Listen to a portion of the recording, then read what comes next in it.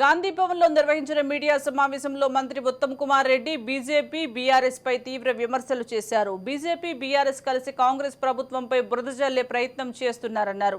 Civil supply శాఖపై పూర్తిగా అవాస్తవాలు మాట్లాడుతున్నారని ఆగ్రహం వ్యక్తం చేశారు. తాము బీఆర్ఎస్ కంటే వేగంగా ధాన్యం కొనుగోలు చేశామని చెప్పారు.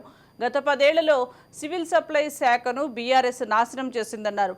కానీ తమ ప్రభుత్వంలో ధాన్యం కొన్న 3-4 రోజుల్లోనే రైతుల ఖాతాల్లో డబ్బులు జమ చేశామని తెలిపారు. తడిసిన ధాన్యాన్ని కూడా మద్దతు ధరతో కొనుగోలు చేశామన్నారు. బీఆర్ఎస్ బీజేపీ చుట్టూ డిఫాల్టర్ మిల్లర్లు చేరి ఆరోపణలు చేయిస్తున్నారని మండిపడ్డారు.